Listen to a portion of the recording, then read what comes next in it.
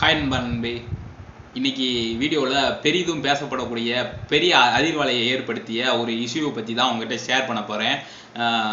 வாங்க வீடியோக்குள்ளே போகலாம்.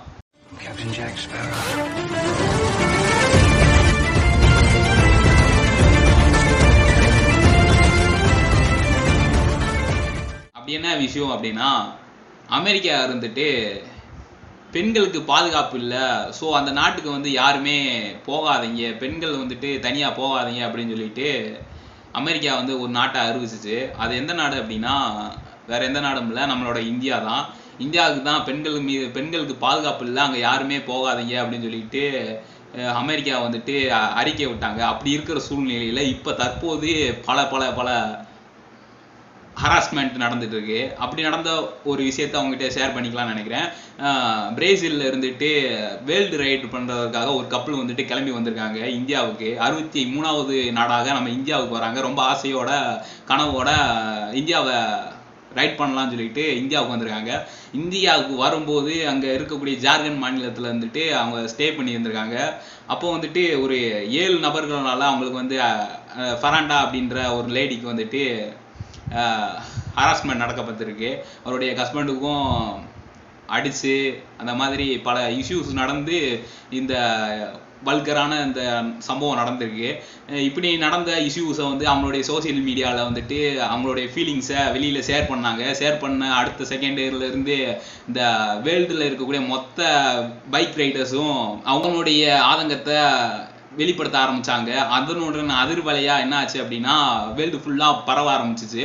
ஸோ இப்போ வந்துட்டு ஜார்க்கண்ட் மாநில கவர்மெண்ட் வந்துட்டு அவங்களுக்கு வந்துட்டு என்ன சொல்லியிருக்காங்க அப்படின்னா 3 பேரை அரெஸ்ட் பண்ணியிருக்கதா சொல்லியிருக்காங்க. ஓகே, அதோட மட்டும் நிற்கல, நடந்தது 7 பேர். 3 பேரும் கரெக்டான ஆளுகளான்னு அதை நம்ம அப்புறம் தான் பார்க்கணும். இதுக்கப்புறம் என்ன நடந்திருக்கு அப்படின்னா அவருடைய ஹஸ்பண்டுக்கு 10 லட்ச ரூபா, அதாவது இந்த சம்பவத்திற்காக இழப்பீடு தொகையாக ஒரு 10 லட்ச ரூபாயை அந்த கவர்மெண்ட் வந்துட்டு அவங்களுக்கு கொடுத்துருக்கு. அவருமே போஸ் கொடுத்து வாங்கிட்டு நியூஸில் போட்டிருக்காங்க. ஸோ இது பார்க்கும்போது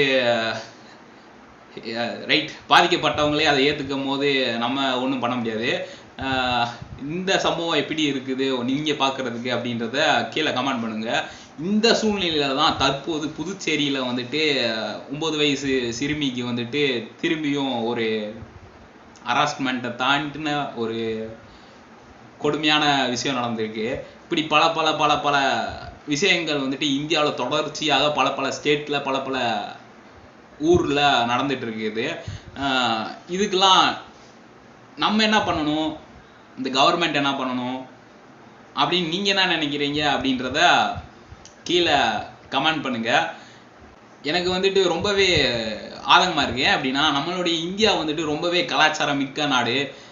வெளியிலேருந்து நாட்டில் இருக்கிறவங்க நம்ம நாட்டுக்கு வராங்க அப்படின்னா எல்லாருமே நம்ம அங்கே போகிறோம் அப்படின்னா அவங்களுடைய அந்த ஃபாரினர்ஸருடைய இந்த பிரம்மாண்டத்தை பார்க்கறதுக்கான நம்ம வெளியில் போவோம். ஆனால் அவங்க நம்ம கலாச்சாரத்தை மட்டும்தான் நம்பி உள்ளே வருவாங்க. கலாச்சாரம், பண்பாடு, இந்த இந்தியாவுடைய கல்ச்சரே ஒரு டிஃப்ரெண்ட்டாக இருக்கும் அப்படின்னு சொல்லிட்டு அவங்க ட்ராவல் பண்ணி வர்றதே நம்ம இந்தியாவை இந்த கல்ச்சருக்காக தான் அங்கே வருவாங்க.